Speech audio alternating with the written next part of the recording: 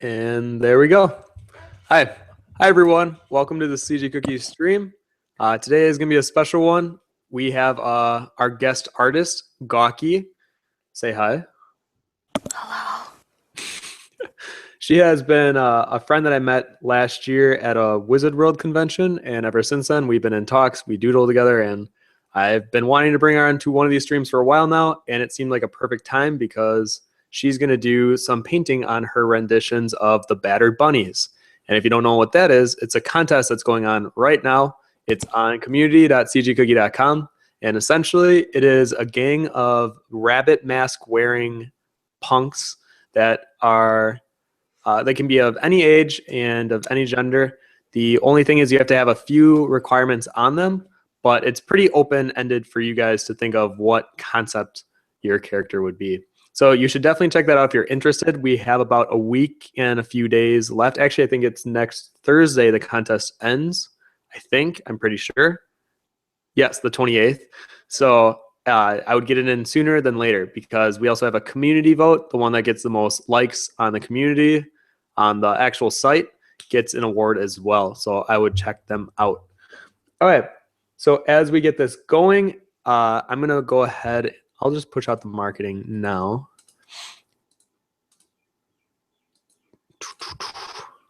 I'm going to close my door. Okay.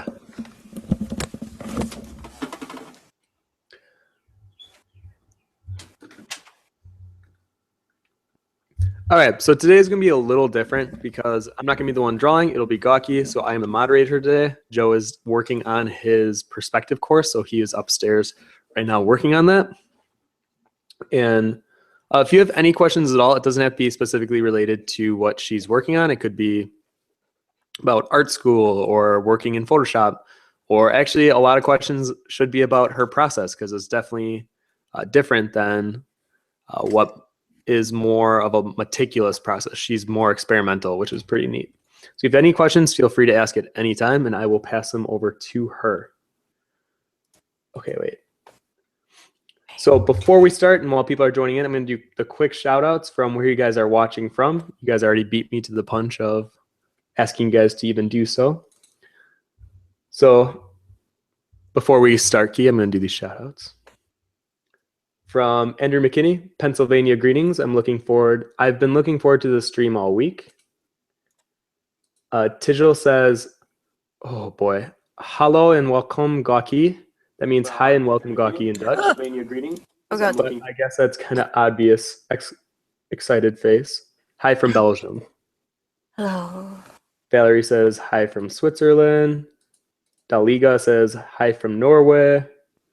Bunko says Gawki with a lot of eyes. I'm so happy to see you here. I love your work so much. Heart emoticon, heart emoticon. Two of my favorite artists together, more hearts. Hope my cell phone can handle the stream today. Much love from Brazil to you and Tim. I believe in your cell phone.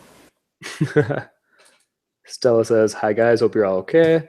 I am not says hello from the Kingdom of Sweden. Yatso asked, is this broadcast going to be available to see later? She's from Germany. Yes, these will all be on the CG Cookie YouTube page after they're finished. Calvin says hi from Australia.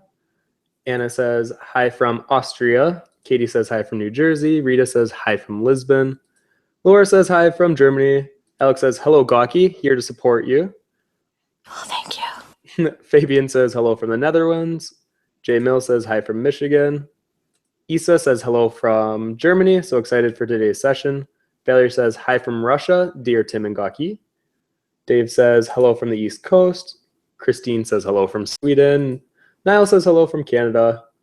And Toby says hello from the United Kingdom. Okay, so those are all the shout-outs. So officially, let's get this started. Hi, everyone. I'm Tim von Rueden, and I'm joined by my very special friend and art guest, Gawki. You can call me Key. Key? Yeah, that's fine. And, today she's going to be doing some of her Battered Bunny concepts and kind of showing her process of blending and choosing colors. We have the contest going on right now, but also there is a fur exercise results post that will be going out tomorrow, and I will post them. I'll post the image throughout the social medias that we have, and essentially it's a how to draw fur step-by-step guide. And fur has been, I did it about a week and a half ago, and it's definitely a challenge. I give a lot of respect for those that draw a lot of animals with heavy set fur that that they don't just specifically rely on a brush. It definitely is very time consuming.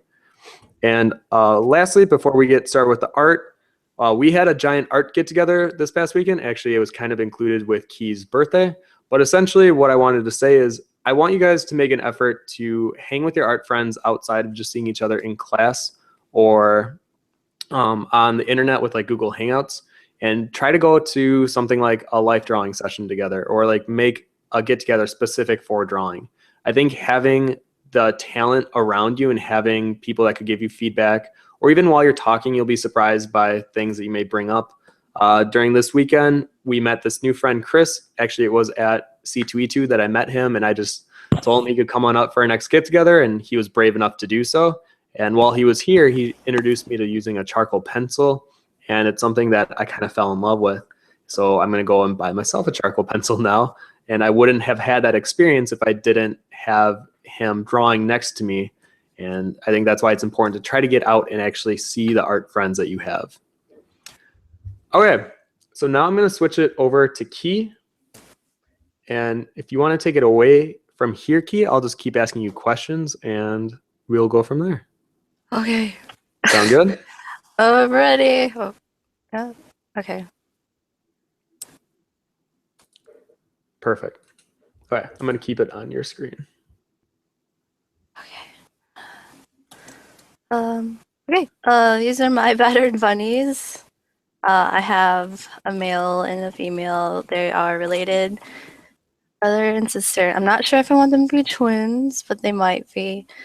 But okay, this is hard to explain.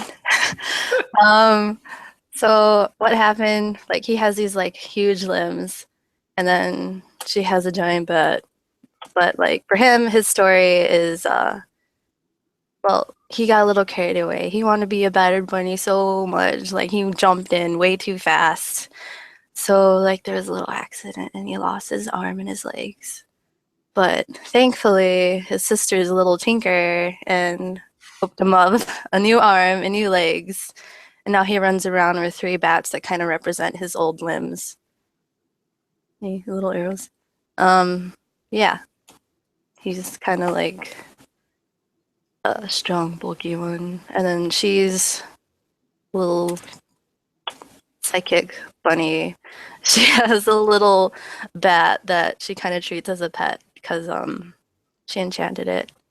And so it kind of does her command. She doesn't ever have to like actually hold it.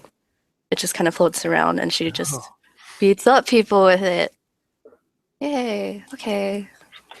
Anyway, I didn't plan out any colors for these guys because usually when I'm making characters, I just kind of mess with the colors a lot, and I don't really. That's very experimental. Colors are hiding there. Like the only color idea that I had for them, I wanted them to have like these really striking eyes.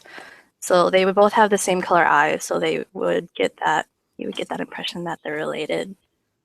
Yeah. Sometimes they color on top of the layer. Sometimes they color underneath. I think for this, I should go underneath. What's a cool thing that I like to do with the line art though is that like from the display, from the stream advertisement or whatever, it was green. You can actually go in and adjust the color of the line to whatever. Because I don't really like working with just straight black. Like, it's pretty intense. I usually start out very light. So, yeah. Yeah. And then could you say what brush you're using too? Oh, I'm using a square brush. It's a square. I pretty much just use a square brush. I have all these other ones, but they're not really, you can't really brush with that. It's more of an add-on. Like after you do the painting with the square brush, you just add on the texture after. For me, I feel like brushes are more of an, like the texture ones are more of an afterthought. I'm not really good at integrating like the texture brushes early on. So No, I agree. yeah. I think you should focus on creating a foundation first. Yeah. Actually, I have this issue where I start out the colors way too colorful at the beginning. I'm gonna try, like lately, I've been trying to just put my saturation like really low before adding the colors because I feel like the colors are something kind of like highlights that you want to put near the end that really like jump out at you. You don't want like if you want something to be really striking, you want like things to be a lot muddier and soft. And then at the end you add like these really intense colors and yeah. Yeah. Hi. I'm gonna start shooting questions at you while you're painting her. Okay, thank you. All right. So Tigel says the first thing that I'm pretty sure he meant I noticed it in your work is that you have a great feel for using colors, and I'm sure you've heard that before. Do you purposely start experiment? Did you purposely started? Hold on, I'm gonna reword this, Tigel. Did you purposely start experimenting with colors, or did that come naturally? How did you get to the stage of color usage? Well, I'm the type of person who is always experimenting with my colors. I never like sticking with one color palette because I feel like I've used a color palette before. I'm gonna try to steer away and try to do something different or new, just because I don't know. I'm just like that, and like I don't really stick with a certain color palette at the beginning. Like sometimes, like I've tried to do like, oh, I'm gonna use these colors and that's it. I'm more of a let's try different colors and hopefully we get something cool. And maybe it looks cool, but I'm always gonna be like, what if I try something else? You know, you can never experiment too much. Actually, I'm really excited to see how you work her whole face and head area. Oh, Those are some crazy colors right away. yeah. You'll see. Niall says, what? A magical bat? That was my idea. We can all have magical bats. Issa says, when did you start with digital art, both of you? Uh, I started digital when I was in like early high school, maybe middle school. It wasn't good though. Like I didn't actually start really painting until I started going to college. Yeah, I would say I started when I was 19, and I kind of fell in love with it right away. I knew of Photoshop when I was in high school, but we didn't have tablets or anything to experiment on. But now I feel like when I go to, I visited a high school, and they had like 10 Wacom. They weren't Cintiqs, but they were just the tablets sitting at the computers. And I was like feeling pretty jealous. I wish I had that back when I was in high school. Yeah. It wasn't until I'm really excited recently. for the next generation. I feel like they're going to be even beyond what we were capable of because they got access to it so much younger. Yeah, and like the whole attitude towards digital art is changing like rapidly. It wasn't until like 2010 or something that they said digital art's okay in illustration. Hmm. You were even still iffy about it. But yeah. uh, oh, this is a good one. Tijal says, which artists inspire you the most? Oh, that's a biggie. Oh, man. It's really hard for me to pick because I love a lot of artists, even ones that don't even have similar style to me. I feel like, well, I get compared to my art specifically gets compared to Loish, Fever Worm, and Ava's Demon a lot. Those are the big three, which I love all of them, by the way. Yeah, that's a really hard question. I feel like it's really important to take inspiration from more than just like a handful of artists, though. Yeah. It's Well, I yeah. guess how about this? What artist has inspired you recently? Like one that you just came across that you didn't know of before? Oh. I don't know. I'm really bad at names. Actually, so am I. That's a tough question. Ah. Here's another one from. Oh no, we got. Okay, from Yaosu says, has there ever been a situation where you regretted posting your art online? Oh yeah, like all the time. Really? Yeah. Why? I don't know. Or like which one? I thought you were all about like posting it even if you aren't 100% confident with it. Well, I think it's important to post art that's like that, but it doesn't mean I don't feel iffy about it, you know? Oh, I did not know that. Yeah. But like, it's still good to post anyway. Okay, if you have a hiccup and you post a bad art. I think it's just human to have like these hiccups in your art. Like, you're not always going to be pumping out like the most amazing art ever. And that's okay. Mm-hmm.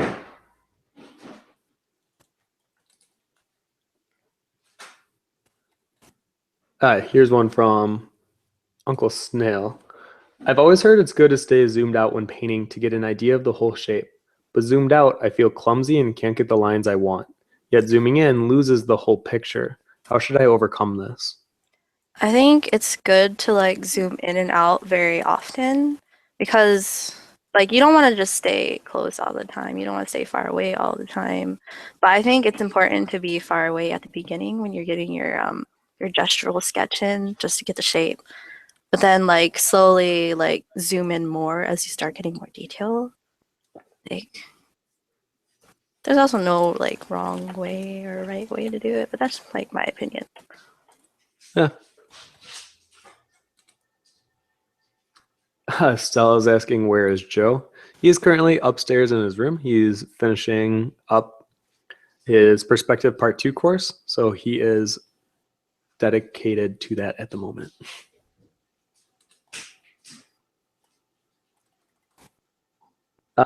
Here's a good one. J Mill says, Key, do you have any strange or interesting stories about gathering references, like Tim secretly draws people in public? Uh No, I don't know. I don't really like hunt for references. I'm more of a if I don't if I feel like there's something off with the anatomy, I'll just Google and I'll just look at all like the different angles and stuff of like that certain part that I'm getting wrong. And I'll just Mm-hmm. chill on the whole page of different things, so I'm not copying one specifically. It's just like soft referencing. Yeah, that's kind of what I do. I don't have anything exciting. Tichel says, do you always start with line art or do you experiment with different processes? When I was younger, I used to do a lot more different processes because I was trying to figure out something that I wanted to do. So I used to do more painterly stuff. Like, okay, I went through like a whole bunch of different ones. I used to do like line art. I used to do um, basically just smudging on shapes of color and then like painting something out of it. Um, but now I just kind of stick with the line art, and I think it works out better for me because just the process is a lot easier for me, like personally, to handle. Yeah. Yeah. I guess a follow up to that would be from Tijol again. How do you pick your colors? Do you use swatches or pre made color palettes? I use this fun doohickey, and then I pick colors. I put it down, and then I just kind of alt key to save my life and blend them all together. Alt key is my the default for the eyedropper. Yeah.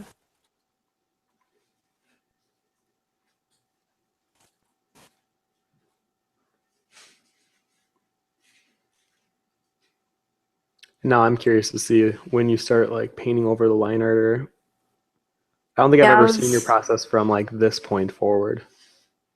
kind of just stumbling because I'm trying my best not to use filters right away, so it's more straightforward. Hey, if that's part of your process, I would do it. It's really confusing.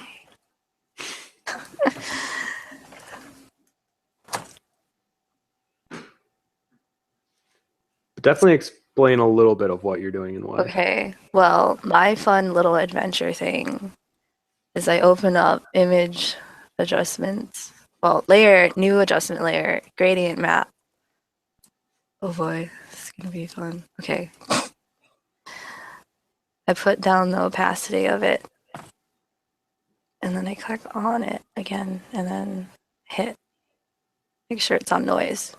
And I hit randomize! And it kind of just messes with the colors a little. It's really hard to tell right now because it's not really doing much. Just because the colors are very light at the moment, I would have to turn up the levels because I have this issue even like when I'm painting in real life where I start out really light and it's really hard for me to really pop out those values.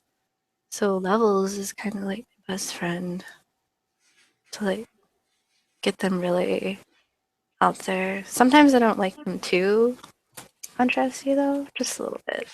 Like that's a pretty big difference. Yeah. Wow. Yeah. Okay, I guess I'll start painting. Yeah, try to focus on her. These live streams go really fast when you're painting. So I was anytime thinking I'm that like, yeah, I'm gonna do 2 characters, I'm like halfway through the first one and it's already halfway done with the entire stream. And I'm like, shoot, never mind. It's actually kind of small. This is 200%. This is 100. I usually work a lot bigger than this, so let's make it bigger. Like this is 3,000 by 4,000, and for me that's kind of teeny. Actually, side question: how come you work at 400 resolution? Oh, that was just there because I needed something at 400 for some reason. Now it just default set that. Too lazy to change it.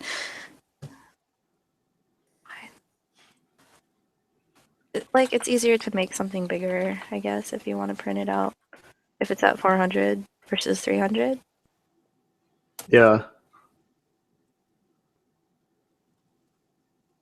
And then you use a lot of the brush and eraser tool, right? I don't really use the eraser tool. Oh, I thought you did. I just grab the light color with my brush and I paint with the white. Oh, okay. Either Issa or Isa says, Gawki, your voice is so cute. Smiley face. Thank you.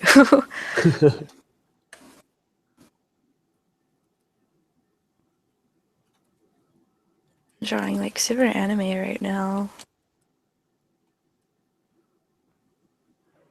I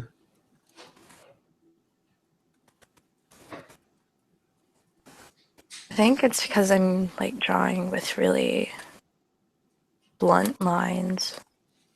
Anyway, it's kind of affecting the way my style is going, but you know, kind of got really inspired by how cartoony like Tim's and Joe's were, so we'll just go with it. I know when I was doing mine, I was like, where was this coming from? Rita says, for my battered bunnies character, I had to do some research on kids because at the time I had trouble with proportions. You should have seen the look on my mother's face. She thought I wanted to have a kid. Slime face. Looking at all the children. Yeah.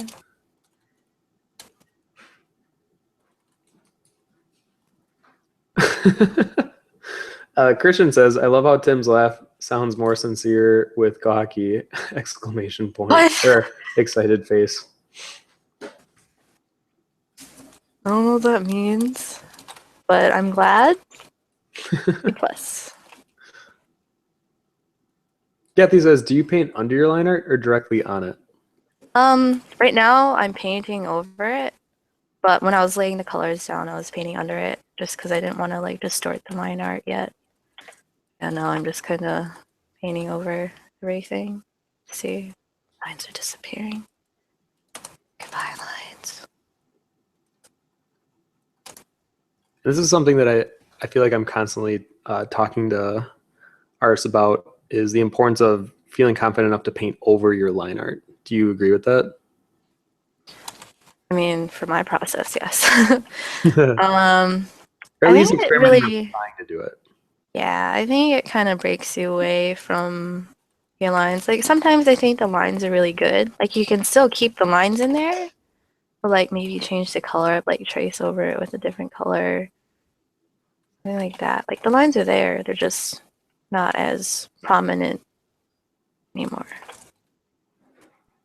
There's all kinds of different ways to try everything. Hmm.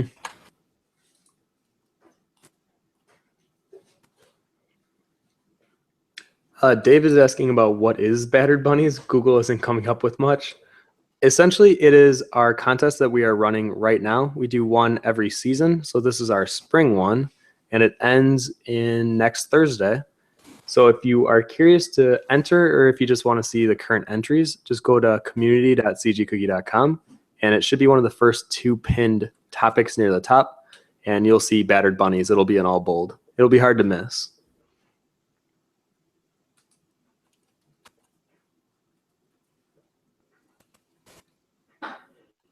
Oh, this one I'm actually curious about too. Tijal says, what's the weirdest art request you have ever had? Did someone want to commission you for something you really didn't want to do? To be honest, I'm actually surprised I haven't really had anything super weird thrown at me. Not like, like people seem to be pretty good at throwing stuff at me that I want to do. The only things I don't really want to do are painting actual people. Like, I'm not like a caricature artist. I'm more of a, like, I want to draw the character, not real people. I don't know. I don't really hit that sort of realism, I guess. That feels like a lot of pressure. Yeah, Maybe it's just because I like to draw weird things, I guess. nothing wrong with that. Actually, even I feel like I've been drawing realism for so long that you do eventually get tired of it. Mm-hmm. It's kind of like a recycled track that you just keep going on and on and on. And I think that's why you see the artists from way back when, like even Dali or any of those artists that, they were brought up with more of a traditional background in art, but then you just see them get really weird at some point. And I think it's because they got bored with realism and they I feel started like, venturing. yeah, I feel like realism can get really stressful too. Because you're like, oh, is this right? Is this right? Is this right? Is this part, like, is the lighting just right? You know? You just want to have fun, I think. And I think that's what causes some people to break away too. Maybe. That's me anyway. No, I agree. I am not asked, what are some of the less fun aspects of selling art at a convention? The less fun part is actually the before the convention where you have to make sure you have everything. You had to like pay for all your prints. You have to make sure they're organized in a way that you can like pull out quickly. Oh, it's a mess. And, like all the stickers that I do, I have to cut all of them out by hand before the convention, and that can get pretty intense. Besides that, though, the conventions are usually pretty good. The only issues are like people trying to like buy your art for cheaper than what it really is, or like Oh yeah, people bargaining. people being rude and just like standing in front of your table and they're not even talking to you, or they're talking to someone else and they're just blocking your table or putting food on your table or messing it up or knocking it down, whatever. All kinds of Hmm. good stuff. Calvin is asking, do you find a lot of beginner artists are comfortable with line art instead of painting? It seems most beginner artists try out line art, then say painting is too hard. What should you do to convince people to try painting? Because his friend is afraid of painting. Oh yeah, I think it is true that most people do line art first because when you're growing up, you have a pencil, you don't have a brush, you're just drawing lines and stuff. But I think painting is you're either for it or you're not for it. I guess, but it's still important if you are an artist to at least give it a try a few times. Maybe a lot of times, depending on how much you want to art. But yeah, I really don't know a good way to convince people to really paint, though. It's a very I think difficult a bit of it is just saying to do it, Yeah. not overthinking it, and just experiment with like laying down big, blocks of color. Because oftentimes with line art, it's pretty meticulous on how you can go about doing it, and there are different processes, but for the most part, you're creating a clean line art. Where when you're painting, I feel like it is so different and it varies from artist to artist that it can be intimidating of like, well, how do I start? But you won't know that answer until you start painting yourself. Plus, I feel like it's really important to break your comfort zone. Like, otherwise, you're not really going to get better if you're not going to be trying new things. Mm-hmm. Actually, yeah, that's a good. What would you say you have done recently that has been like outside of your normal realm? Me? Yeah. Oh, this right now, probably. It's a Live good one. experimentation. Yeah. I mean, I experiment all the time, I feel like. Like, I never try to memorize my process. I just kind of try to do something a little bit different, I guess.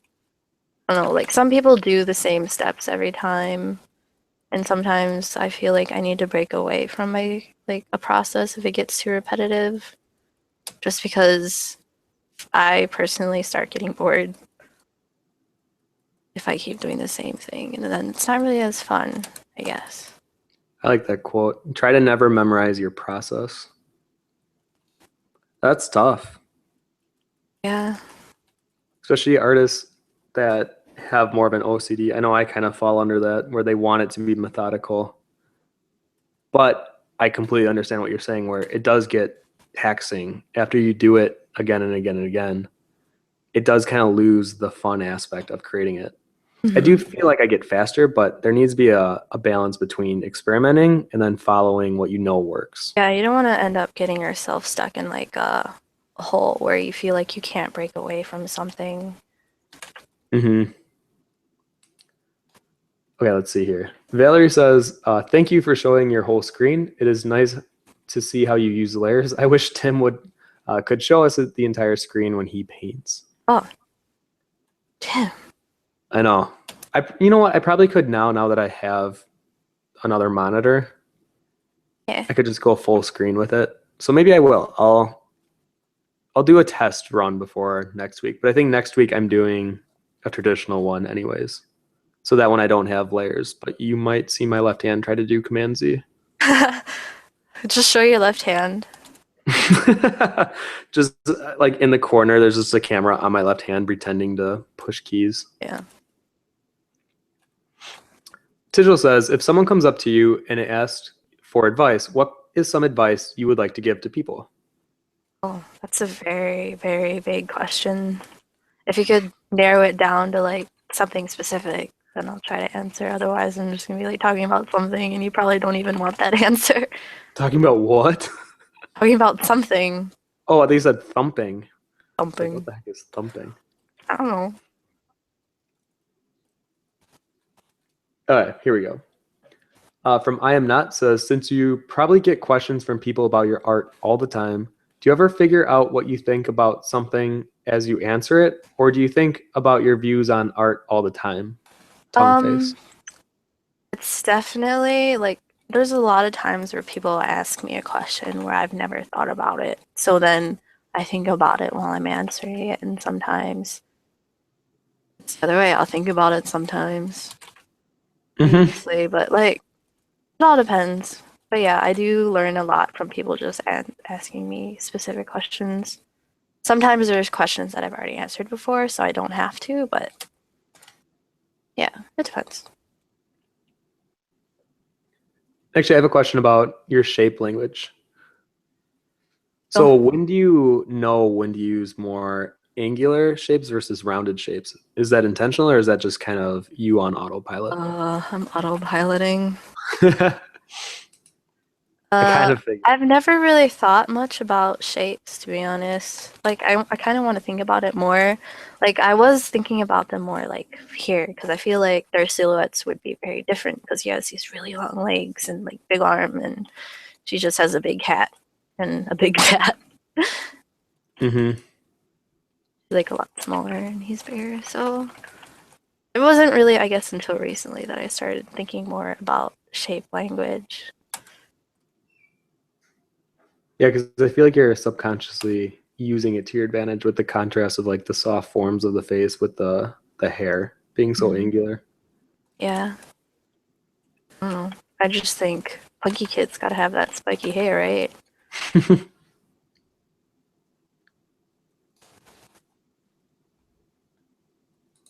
Uncle Snail is asking, do you usually start by filling in your base colors with flat colors, or do you put in some shading so that it is easier to tell where the contours are? Contours are kind of like last thing I really think about. I kind of add those later.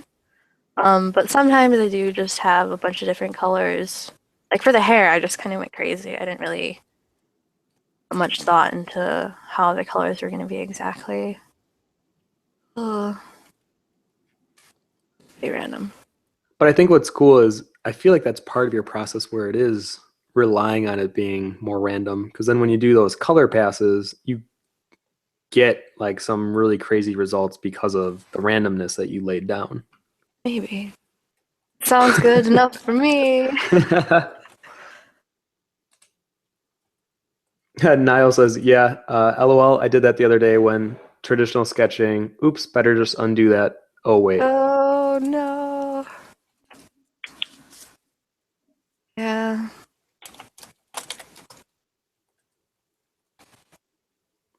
Rita says, Gawki, do you have streams of your own? If yes, where can we watch it?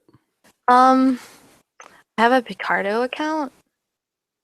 So it's, have you guys heard of Picardo? It's like a big artist streaming site that's like recently gotten pretty big within the last year. People started moving from like live stream and like Twitch and making a Picardo account. But yeah, I do my own streams. I usually announce them on my Tumblr, Twitter, and DeviantArt when I'm doing them. So you can actually just get the link from those. Mm-hmm. But lately I haven't been streaming as often as I used to, which is, I should probably go back to streaming more often. Well, you're doing it right now. Yeah, it's happening.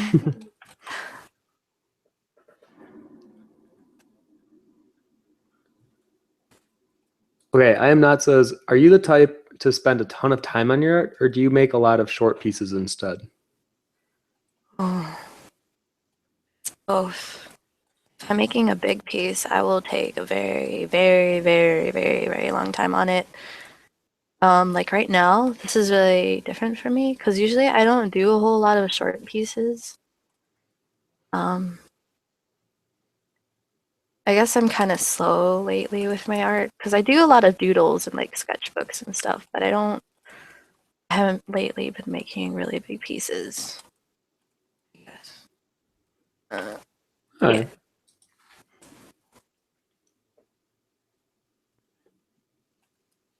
Rita is asking if we have seen the completed Battered Bunnies characters that have already been posted. I think the CG Cookie staff is going to have trouble judging this time. They are all really cool. I've actually I check usually the Battered Bunnies hashtag like every other day, I want to say now. And I'm always really impressed to see what's going up. And I guess I'm surprised by the quantity of people that even have been like curious enough to enter this contest, because when I first did the contest, I wasn't sure if it would have been too isolated of a theme that where people may not want to touch it as much, but it seems like it has been like fully embraced and people are really loving this more punk mature theme and then being able to make it their own in their own style, which I really love seeing. So I think future contests will kind of go off of this one where it'll be not quite as vague as the post-apocalyptic one that we did last year, but not quite as specific as the Peppermint Night. And it'll be a theme that allows people to explore their creativity, but still having a concise end product that definitely feels like it's a part of an overall theme. So yeah, I'm pretty excited about the entry so far. And I do think, yes, it will be hard for the crew to decide which one's the top.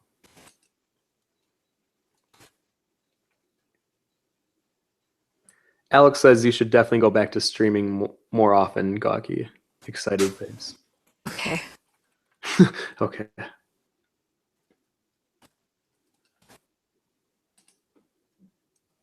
Tigel says, "What was your first thought when there suddenly appeared a Tim at your booth?" Question mark. Oh no, it was reversed. Oh, She came yeah. to my booth. Actually, I want to hear it from your perspective, Kia. How did you see that whole meeting? I felt awkward because you took a picture of me. I did. But I thought it was pretty exciting. A little overwhelmed just because like you knew me and I didn't know you. Wah wah. But now I know you. Now everything's kind of a blur and now we're friends. Everything was gonna blur. Now we're friends. Yeah, I would say that describes it pretty well. Actually, how many pieces of art did you give out at a convention as art trades? I'm assuming it was more than just me. Not that many people because I'm really shy about asking people. Just like art trading is really like iffy to people. Then better question, why did you ask me? Did I look gullible enough? It's because I like art and I had to ask because I needed it. Deal. Fair answer. Let's see here. From McScullykins says, "Hey Gawki, for the past few years I've been working on developing a style, but every time I draw it seems to look like a different artist drew it. It makes me nervous because people think I'm stealing people's art. Do you have any tips on what to do?" Well, I think it's a good thing that you're trying different things all the time. Like, I have had so many different styles in the past, and it wasn't until the last couple of years that I really started kind of like having a certain style, I guess. What to do though? I don't know. You just gotta keep drawing. That's all I can say. Don't give up. Like, you're in a spot now, but the only way to get out of it is to keep drawing. Yeah, I agree. Because even now, I feel like I'm seeing more art on DeviantArt that is, in my opinion, it's definitely inspired by Loesch. And you can tell that they're younger artists, Yeah. but they have a lot of that same movement in their pieces, the same curves and the line weighting. And I think it's good to start off like that, but then eventually you need to branch off on your own and kind of figure out what you like as an artist, like what kind of Yeah. like weird specific things that you don't think about, like line thicknesses or line weights, or even if you like line art, the type of eyes that you like to draw. How do you draw and shade your nose? And that will come in time. The more that you do it, it'll just happen without you consciously thinking of it.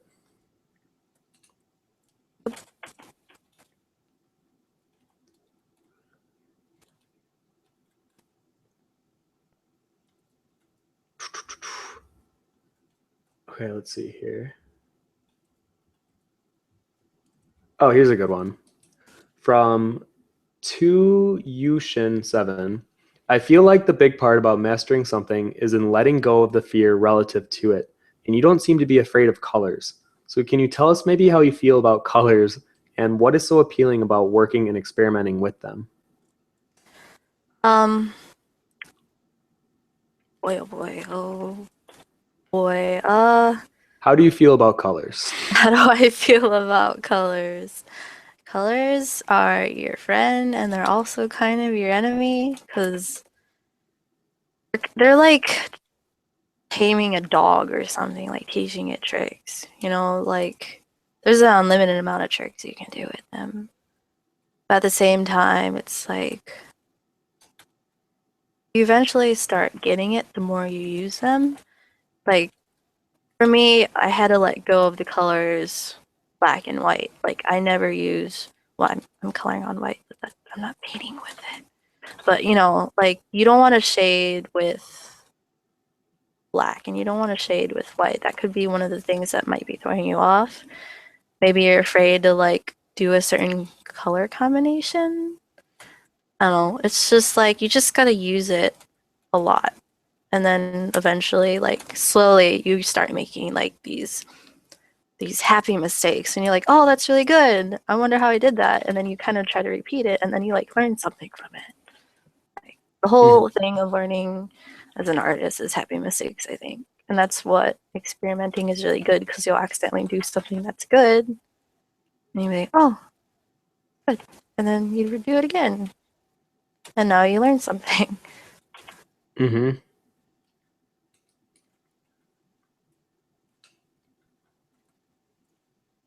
Okay, we're about halfway. Oh, yay. Sigil says, what kind of freelance jobs do you do? Illustrations for books or concept design, etc. And what was your favorite commission/job? Sadly, I don't really do commissions that much. Like I've done like a lot of commissions for like just people to draw their characters, but I don't really do a lot of commercial stuff because I've never really tried to like climb my way into it or find some. But recently I did do one where the guy was like, do whatever and I'll just see it and be like, okay, or no, you know, you just kind of Seriously? like, yeah. What? Like those kind of commissions, I think, are the best because you can kind of just do whatever you want. They're not going to pay a whole lot compared to like other ones, but I think those are more fun.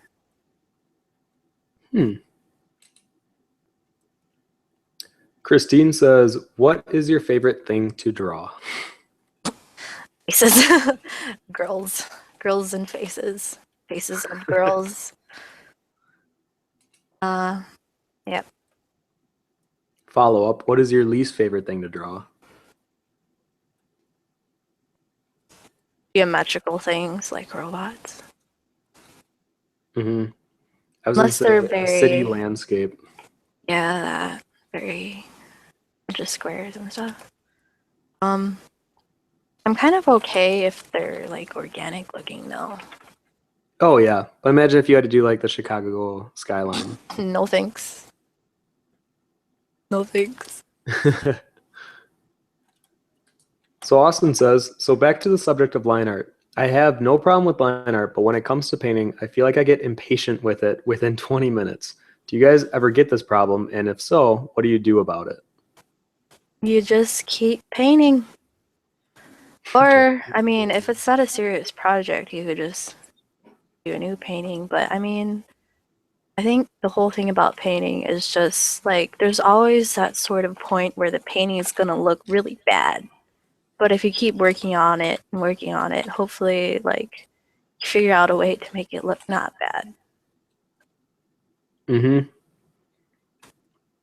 I think that's why I'm usually so, or I used to be a lot worse with this, but like even showing, like, see how you have your lower half of the body right now? Mm-hmm. I'd be like nervous about showing that because Oh, I really? know there's so much more that I need to do to it. Yeah. But now I think since I've been doing the live streams and whatnot, like people can see the process and they can see that when I start out, it's not pretty. And it's kind of like what you were saying, where if you can at least recognize it's not pretty, well, then you just take the steps to make it look better.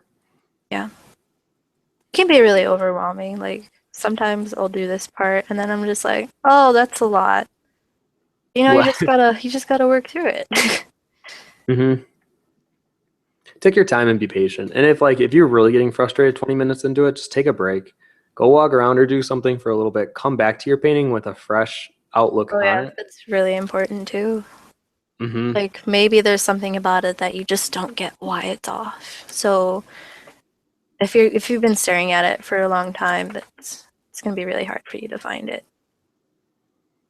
Yeah, I feel like that's happened to me multiple times now, where I've literally looked and like tried to paint something for a half hour, only to like zoom out and be like, that didn't change anything.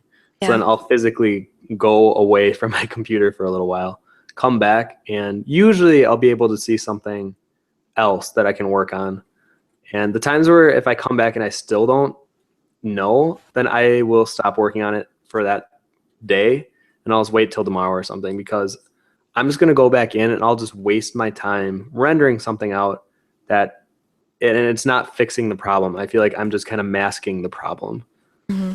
So I don't want to do that either, because then you might get into the whole realm of over rendering an area, and that is, in my opinion, that's worse for me on my images, because I feel like it just stands out. It's like a glaring mistake that I can't Yeah, if you over undo. render something, then you feel like you have to over render other parts too. Yes, because then you want like the consistency Mm. to be consistent throughout, and that can be irritating. Personally, for me though, I think with over rendering is like if you want to over render where you want people to look. Yep. Yeah, absolutely. Like you want to render everything else, but you don't have to make it as nice looking as like the main focus. And this one's from Bunko. Gawki, what influenced you the most when creating art? And any projects for the future, like art books or novels? Of what influenced me?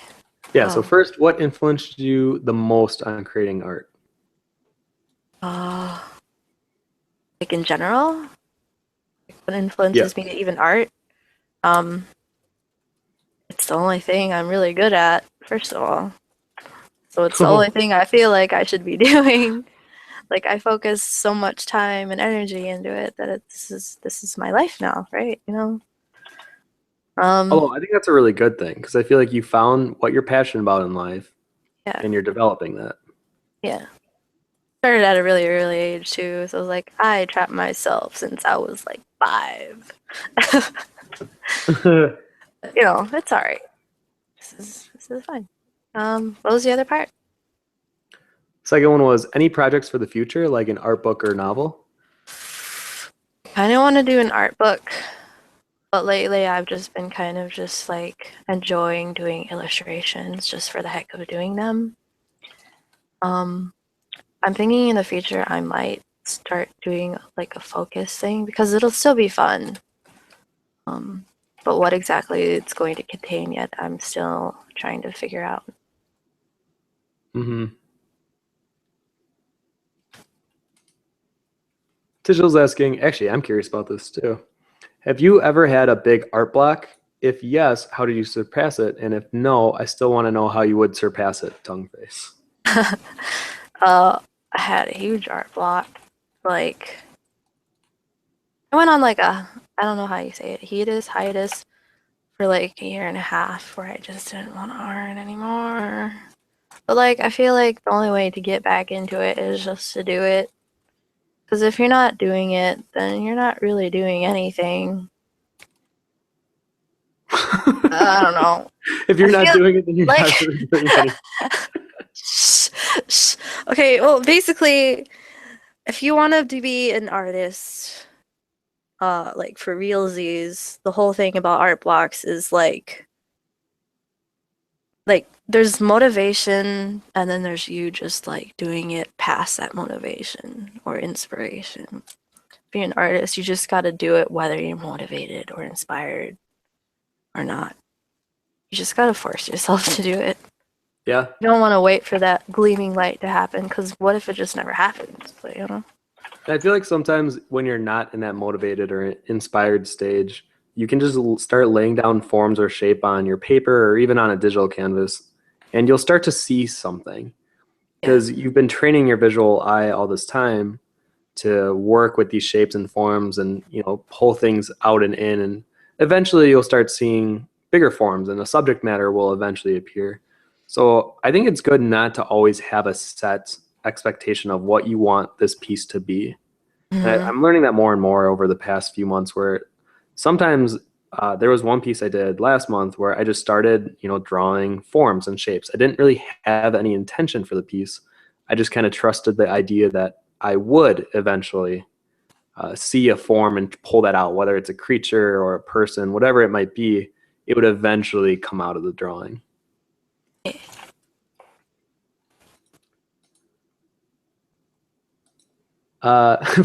Joe Chico says, "Where can I buy your sweet Inktober art book key? Heart. Also, hello everyone." Joe, I have like a couple left. We can talk about it later. Because I don't know if I'm gonna get them reprinted. Because the place that I was trying to get it printed at, every time they just have issues and more issues. I'm just like, I give up. I don't want to buy from you, even though you're super cheap. Yeah, I feel like down the line you should get a nice hardcover book with all of your doodles. Someday. Oops, I forgot to select it. Here's a question I had to ask you when I first started getting to know you. Where did the name Gawki come from?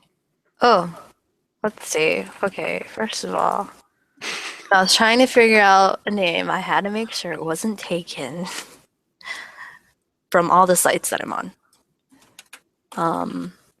But like Gawki was actually inspired by something really embarrassing. You know, Neopets. They have Crocs. And I really just liked the aesthetic of how that word looked. Cause I don't know, like just AWK. Like I just like how it flows, you know? Oh, Then yeah. yeah. Like I just thought it was like a really pretty word. But so and then I just came up with like Gawk okay. I was just thinking of like the word, like the meaning seemed like it fit, you know, it's just like basically staring like this girl here. Look at her. She's doing it. She's gawking. She's gawking. And I feel like that's something I do a lot. I feel like it relates to like cats because that's all cats do is they just stare. It's a whole bunch of like a basket of reasons why I got this name. Also, I just feel like it's because I'm kind of awkward, and I feel like it's kind of a way to embrace my awkwardness by just literally being out there and be like, "My name's Gawki." I guess. All right. Yeah. Oh, Tijel says also, by the way, happy belated birthday. Thank you. Andrew asks, how much of any given character do you need to think about or think out before you start painting, and how much are just mid-process discoveries? There's a lot of both. Like for these characters, I really wanted them to be special. I wanted to have a story for them. The colors I never had planned out. I just started going with it, as you guys know. But I drew a bunch of doodles of them before I started getting like a really good pose I wanted for them. So I'm actually really curious to see your next color pass on this. oh, okay. Because you have such like a vibrant mix of hues right now. Yeah. Really like surprising that I haven't really tossed on another filter yet, which is kind of nice, but at the same time, it's like I'm itching. It's like a real itch. Oh, here's this one sums up what you said earlier from 2Yushin7 says, no art, no life. Yeah. Happy face. Happiest face. From Bunko, kind of what we said earlier, but favorite artist of the week, and then your all-time fave. Heart. I can't even pick my favorite color, guys. This is Wait, you don't have a favorite color? No. I thought it was green. Dude, that's like my least favorite color. No, I know. You monster. I don't know. You got some lime green in there. Well, I guess that could be considered more on the yellow spectrum. No, I don't know. Um, No, I would consider that more on the green. Slimy. Um, Yeah. One of the art, I always forget their names because I'm like tongue twisting when I try to say their names, but the one from like Final Fantasy. You know it, Tim. You know them. Wait, character? No, Oh, Tetsuya Nomura. artists. Huh? Are you talking about Tetsuya or Yeah, I think Amano? so. Both of them. I don't know, all Final Fantasy artists. I love them all. Yeah, I But mean newest Tetsuya favorite? was. I don't know. I wander across so many different artists all the time, so it's really difficult for me to just be like, it's this one. It's this one. Yeah, I feel like it's kind of constantly evolving. Because then as you evolve as an artist, I feel like your taste and your interests slightly change as well. Mm-hmm.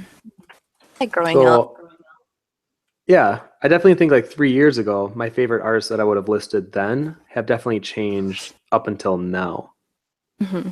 And I feel like I don't know how you feel about it, Key, but like even with artists that I never had as much respect as I do now, like I really, really like Norman Rockwell now, but I Yeah. never and I my parents had paintings of his in our house and my grandparents had a bunch of his.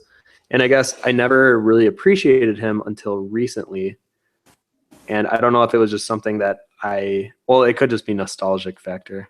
Mm-hmm. But you start to notice things about artists on how they like choose their lighting or the way that they render like texture or Yeah. something. Like your eyes like mature with you as you age, so you start like appreciating certain things more.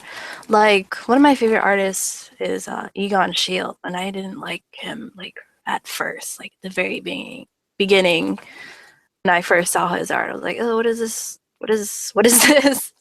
You know, but then you just Hmm. like you start noticing why they're so famous, and then you're like, all right, I get it now.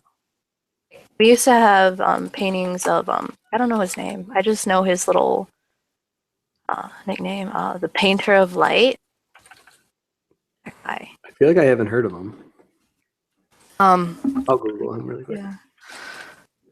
But like my dad would always have paintings of them Oh, Thomas around the Kincaid. house. Yeah, that guy. Yes.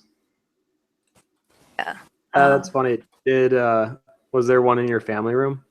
We had a bunch like all over the house actually.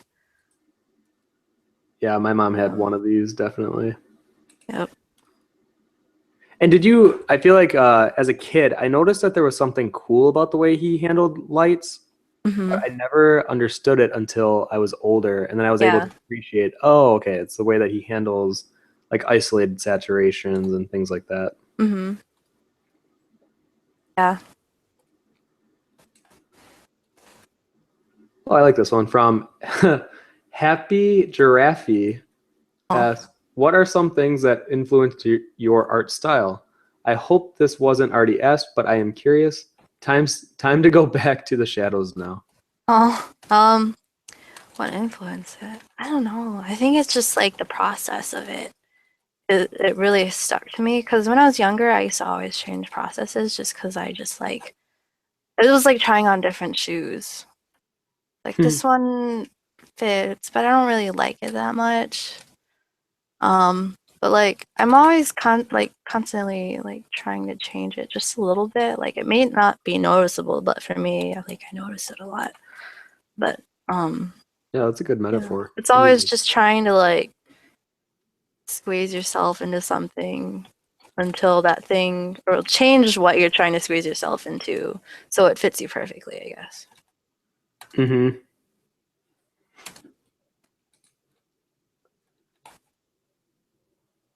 I am not as asking, have you ever worked in house? In house? I was like, technically, she works in a house. I'm working at Oh, like home? in house for like a production company. Oh no. No. No.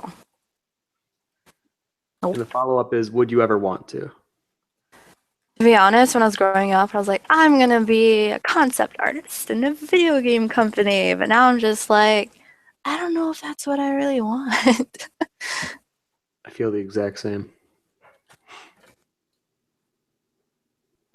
It's hard having so much freedom with your work and then having to go into more of a conditioned environment where you are given tasks to draw. Hmm. It's still, I mean, it's something that is still cool. And actually, I think I still kind of do it with CJ Cookie.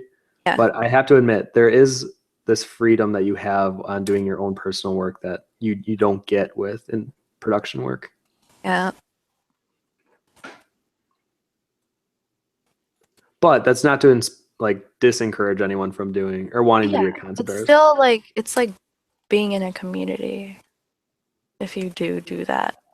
Yeah, like I have some friends that work at those companies, and they love it. One of my friends, he works at Rueden in California, and he genuinely loves working there. So I think it just kind of depends on you as the artist and what you want. Hmm.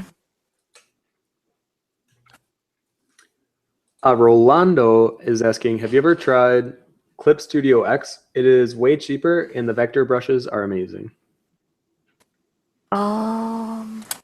Nope. I don't know. Like Because for the longest time, I thought you were using Paint Tool Sai. I used to use Paint Tool Sai, but that was like a long time ago. Probably because I usually stick with like one brush.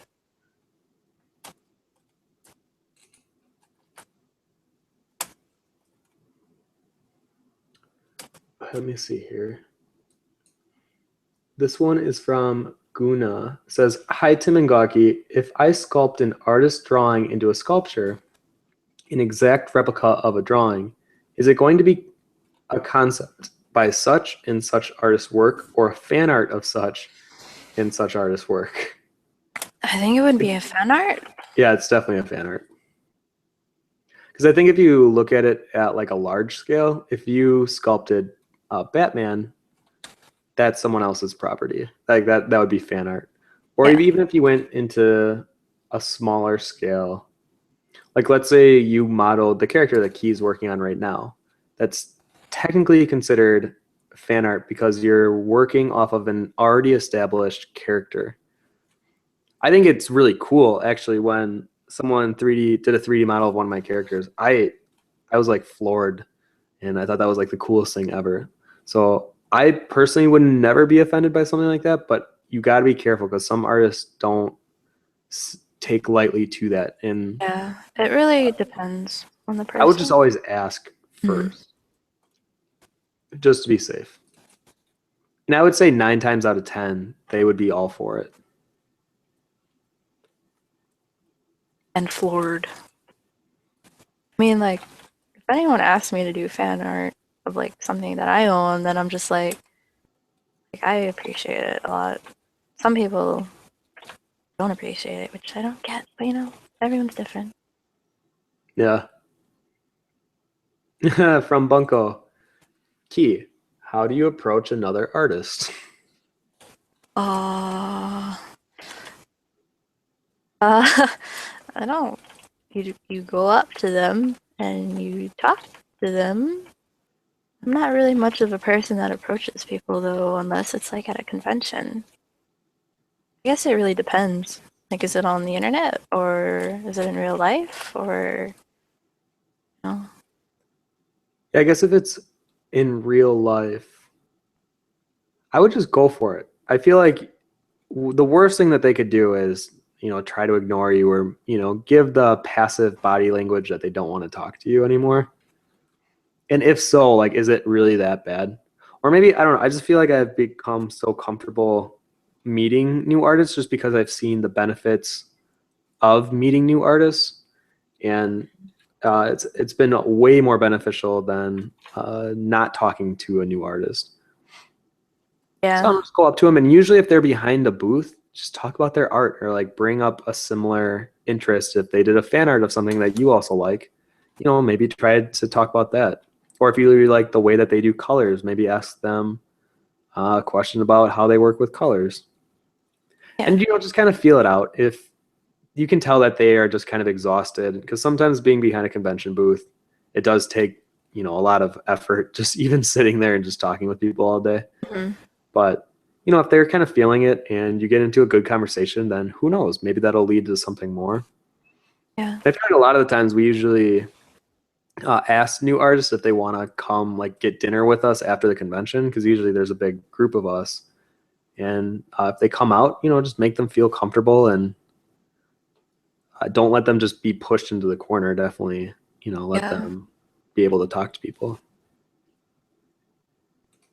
And also know that they're just human beings too. They all got different Absolutely. personalities. Like some people will take to like being talked to a lot easier than others. Some might actually be like holes, but it depends. Juan asks, do you have any art convention horror stories you guys don't mind sharing? I don't know. Oh man. Okay. The worst. Actually, I'd have to think about that for a second. What's the worst thing that's ever happened to me at a convention?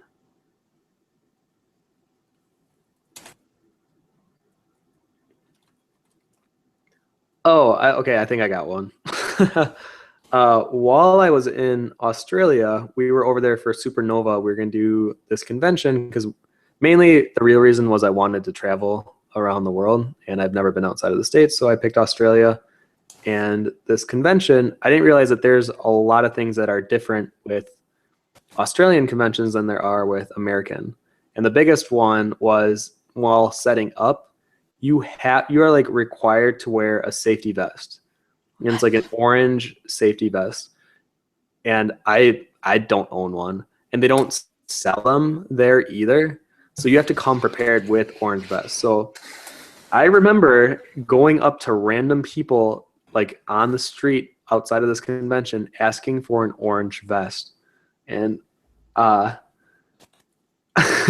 it kind of pushed my limits of what I was comfortable with, because I was really uncomfortable asking for a handout essentially for this orange vest. I feel like I also sounded crazy because some of these people, I thought they were for the convention, but they clearly weren't. And then they looked at me like I was crazy.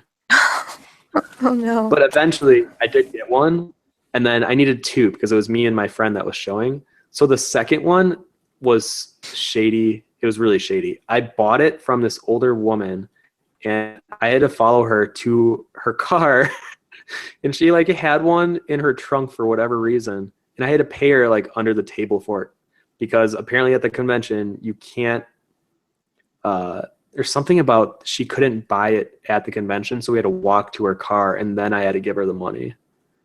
It was very bizarre. So I think that was, I don't know if it's a horror story, but it's definitely the weirdest that I've experienced. That's pretty intense.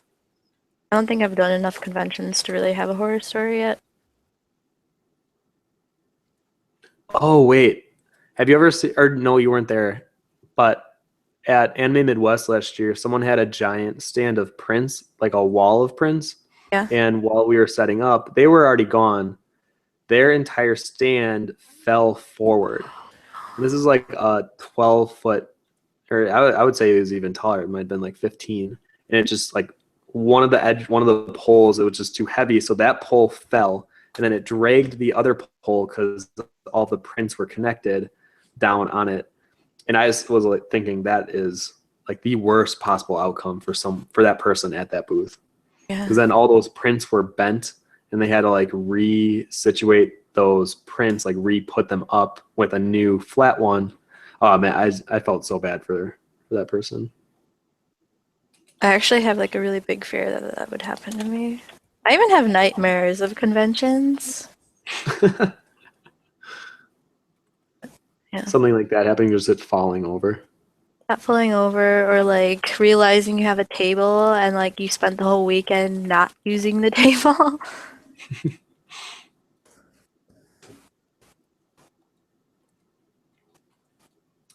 Oh, this is a good answer from Rolando. Is what really helps me approach people in conventions is letting them know how much you appreciate their hard work and try to relate to their struggles. Artists in general like to talk about the process. At least that's what I think. I agree. Mm. I think if someone came up to me and was asking about the process, I would be more than happy to kind of walk them through it. I don't really mind giving any sort of advice either. Actually, kind of fun. This one's good for you. From Santiago is asking, "Hi, I'm an in-house illustrator and I'm very scared of becoming freelance. I have a lot of financial responsibilities. How do you get by and how do you get your clients?" Not a good one for me. Well, how do you get by? Um, actually live with my father right now, so I don't really have all these financial burdens like some people. Um, but I do have to pay for some things. So the only things helping me get by are like small commissions. Like I'll open them up on my social media and then some people will go for them. Sometimes I do adopts, which is like this thing that not many people know about, or it's like really questionable thing, but like you create characters and then you sell the designs off to people for like a certain amount or auction, whatever. Oh, actually, we Yeah. have a question about that. Oh. Okay, this one's from Yeso, I believe is how it's pronounced. She's asking, "I wanted to start selling adoptables because my school is demanding more money. Oh my I'm not god. good with commissions." Q face. Do you have any tips for people who want to start selling their digital art like that? Um, just have like a flat thing of rules so people know what they can and can't do with them. Um, I think it's mostly just kind of go for it. There's groups that you can like if you sell them on DeviantArt, there are adoptable groups. You can actually like once you set up your DeviantArt thing, your post, you can start adding it to those groups, so you get more people looking at them. Mm, Yeah. And come up with something unique. yeah. Like for me, adoptables when designing them, it's so weird because sometimes I'm like, this one's gonna sell like super good, but then it's like the cheapest one, and then some other one that I create that I didn't really think would do well is like the best one.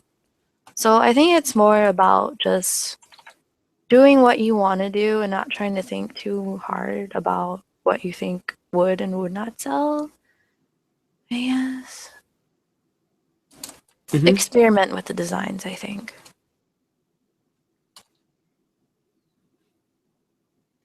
Yeah, uniqueness does help. Yeah, because I And feel like I can distinguish, like when you do adaptables or even when Fever does them, I feel like I can tell it was you guys. mhm. Because there's a lot of adoptables on DeviantArt, and it's really easy to just kind of drown in the ocean of different adoptables. Hmm. Actually, I'm pretty pleased with everyone that we were able to get through the stream without any 420 jokes. Oh my I was going god! to say at Well, the beginning, now like, get you're them out of the bringing it way up. You're now. bringing it up. What? You're bringing it up. Well, no, we only got 10 minutes left, so It's 10 minutes where they can pop up. that's true. I should have waited until like the very, very end. I would have forgotten though. That's how my mind works. And you didn't. Okay. So Torn's asking, can I ask what an adoptable is or what adoptables are? Um, Adoptables are character designs. Like, for example, maybe this character could be an adoptable, but I'm not going to make her an adoptable. But they're just character designs that you create and then you sell them to people. So they could buy this design and then they could play with the design, they could draw it, they could write a story on it, they could name it, they could, like, yeah, they do what they want with it. Yeah. I think the best way someone explained it to me was for people that maybe aren't that creative visually, but they're kind of immersed in like writing. They're really good at writing. Mm-hmm. They'll buy adoptables and then use those as their character designs. Yeah.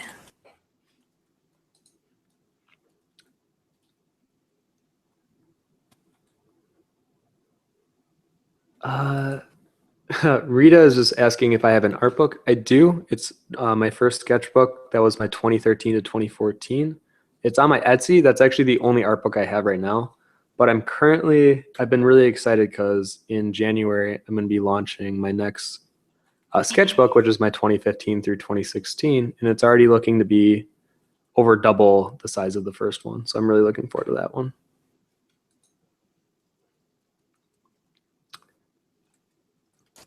Tigel says he's excited to start experimenting with color now. Smiley face. Thank you for that. Yay. I feel like the last thing you should do before we cut the stream is just go through that process slowly on the color thing. Oh. Just so that if anyone is curious about doing it on their own stuff. Like what? The color adjustment layer. Because that's something now I just find fascinating as well. Okay. Well, let's see. I go to layer, go to new adjustment layer, gradient map, click OK. And now you got this big old whatever that is. Oh, it's beautiful. And you turn down the opacity so it's not as strong. I go around like 20. 20 is a good number. So then I click on that bar and then I go down here. It's on solid right now. And then I click noise. And then it just picks a random like line of colors and you hit randomize. It can affect it a lot.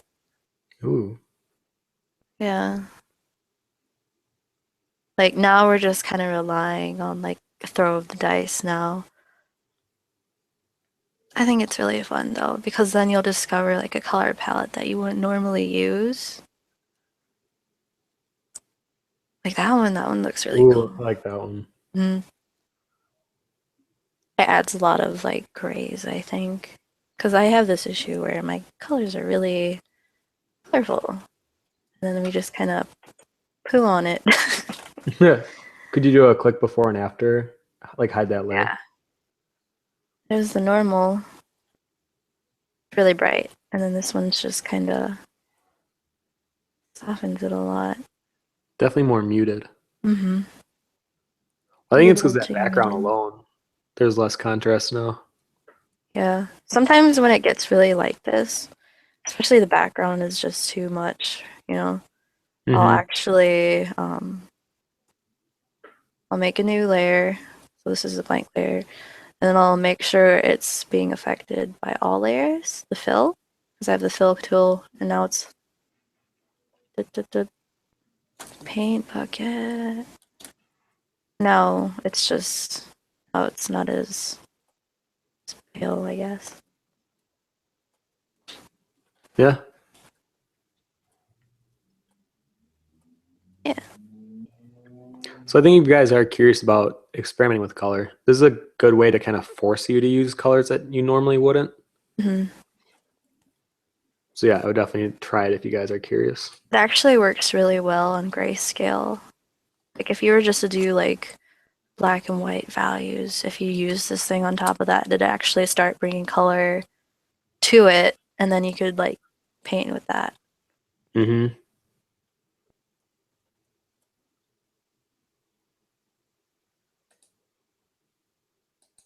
Oh wait, this one's from Rolando. I think it's more of a statement, but I think it's good. It says, also another thing is being good at building value for your work and being able to find a comfy compromise for you and your client. Try to do your best to make sure you build a good relationship with your client. And remember that sometimes it's fine to say no. Yeah. I think one of the things that my boss told me that really kind of hit me was he was talking about how the people that you work with in a working environment, they're all working relationships. They're work relationships. And just like a relationship, you need communication for it to work.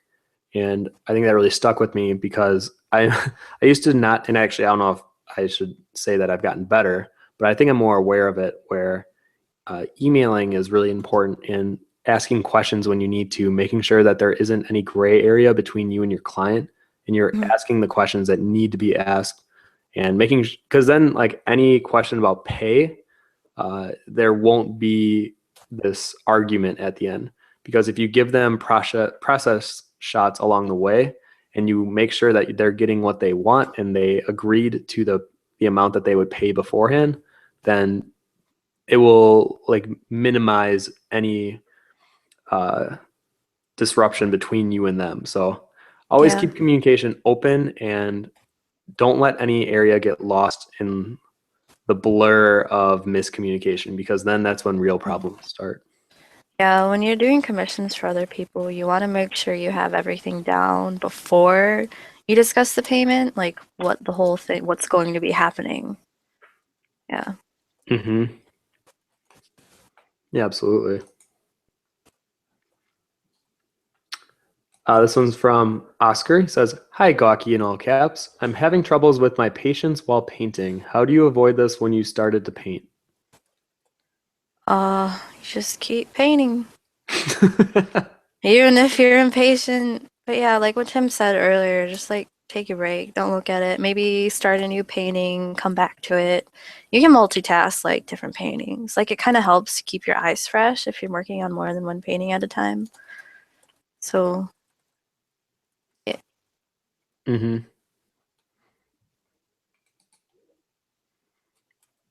Ooh, I like this. Okay, Tigil says, "In our last community stream, we had the task to make a painting using only 3 colors. What colors would you choose?" Wow.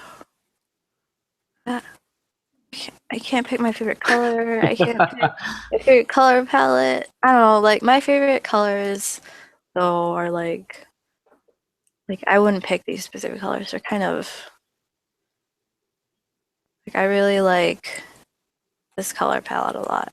Like not specific, like I'd have to change the value of them so they would work together better, but More cool. yeah. Actually, the middle one's kind of warm. I don't know. I would just start adding more colors. I don't like this limit.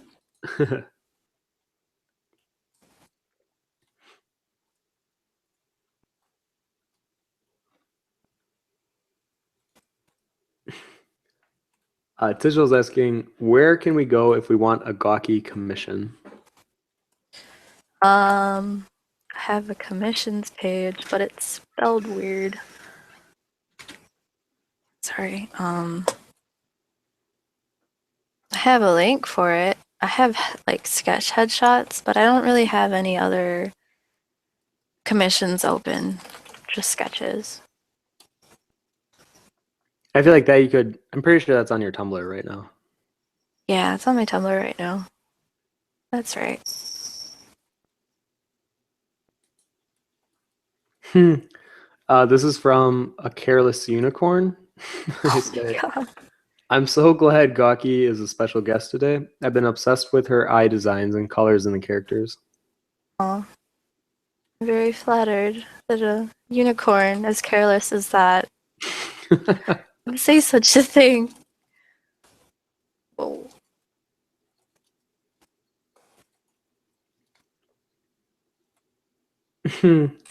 Kind of what we were talking about earlier from, oops, clicked the wrong button there. From Christian, it says, "I remember that one time I went back to traditional after having done a lot of digital, and I was using Control Z with my hand and just could not understand why it wasn't erasing. I was so confused." It's the fun. Yep. It's the fun part. I feel like every digital artist that I've talked to has had that problem at least one point when they went back to doing traditional. Oh.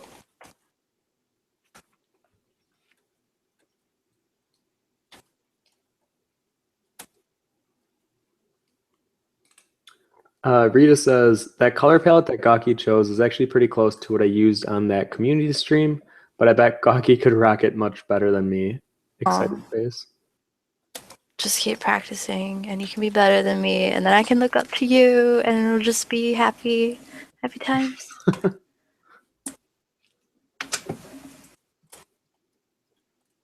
I do think you open the idea, which a lot of artists I don't think do. I don't even think I did when I was starting out, of just like not caring about being so decisive with colors. and allowing them to like evolve as the painting goes on, you know, Mhm. and not being like locked into, no, her hair is going to be this color, her shirt's going to be this color, and Yeah. like this hue and this value type of deal. To be honest, like when I was going to college, my professor was like, "Why don't you try practicing, like picking a color palette and sticking with it?" You know, I tried that, and I tried it, and I tried it, but like I couldn't do it. I'm sure if I tried the exercise today, I guess I could probably do it, but I would just like it would be like torture for me. Yeah, I could Still see a that. good exercise though. I don't know why I'm painting this. You really wanted that nice font. That nice. Oh, we're already hitting near the end. Okay, let me see here. Roll the credits. uh, so Digital just posted the link to the contest. So if you guys don't know what contest that Key is working on right now, it's basically the Battered Bunnies concept contest that we have on CG Cookie right now. We do these every season, so every spring, winter, fall, summer. And right now we have one going on that ends next Thursday. So if this is something that interests you, I would check it out. Or even if you want to enter, I would definitely get on it because you have 8 days. Yeah, do it, do it. Need to have more battered bunnies to the gang. Mm-hmm.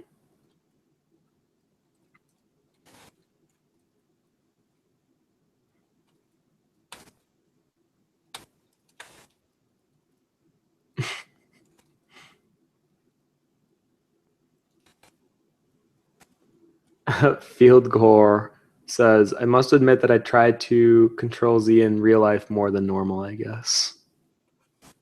Well, there's never a normal, I don't think. I don't know if I'm Everyone's wondering done if I've it. ever been at like a restaurant or something and tried to do it. Like, oh, I really didn't like what I ordered. I didn't like what I ordered. Undo this. Control, can I undo this?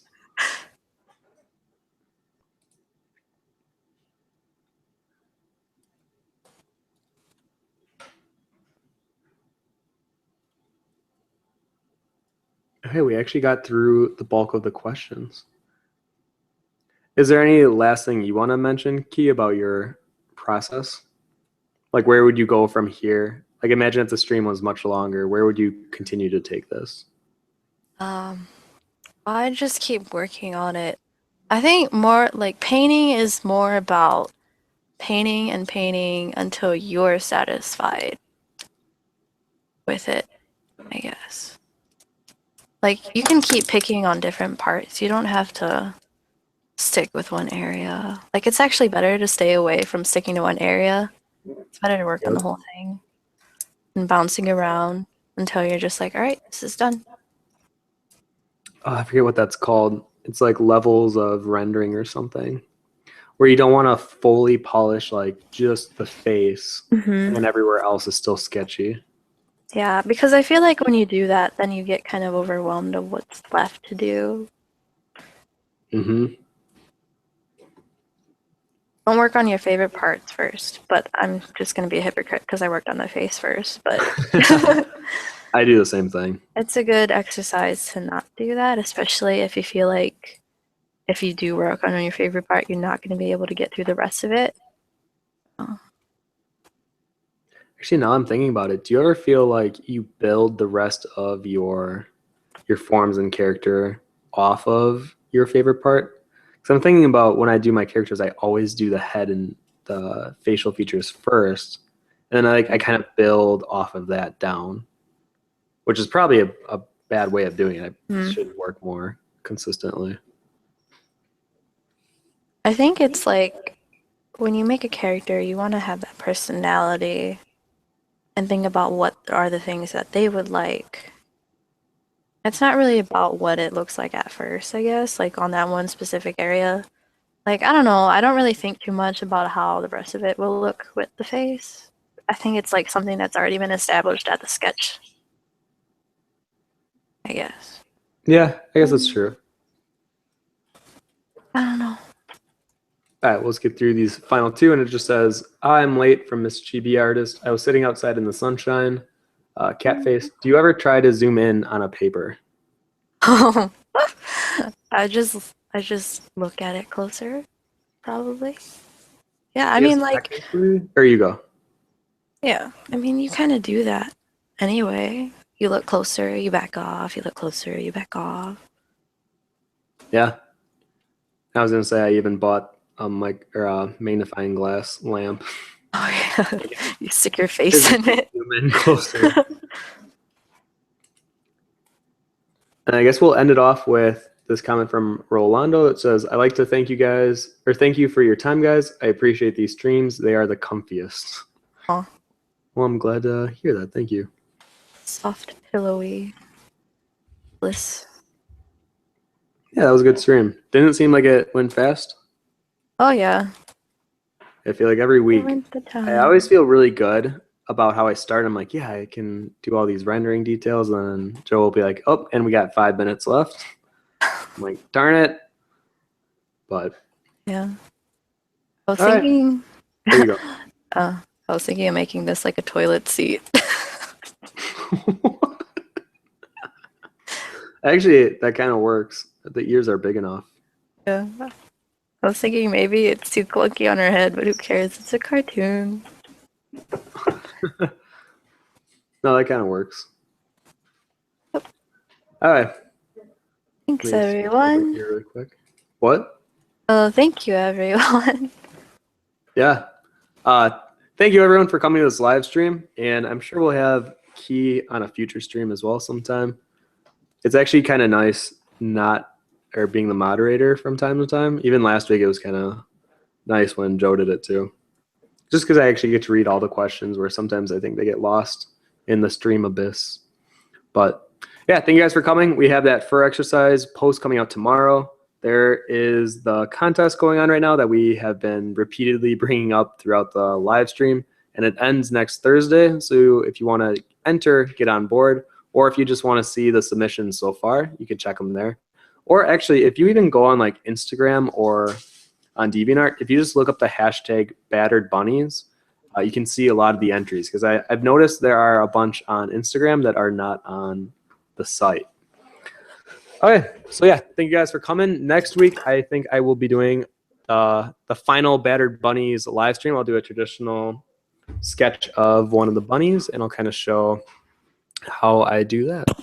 So yeah, and thank you, Key, once again for doing this for us. It was fun. It was fun. Good. At the beginning of the stream, I was thinking like, I miss you guys because I saw you like a couple days ago. Yeah, right. But no, that was good. And I think this is definitely different than what we normally do on the stream in terms of the process. So I'm glad they got to see that. Yeah. Oh, yeah. I think we're good then. All right. Thank you guys for coming, and hopefully we will see you next week. Bye, guys. Bye.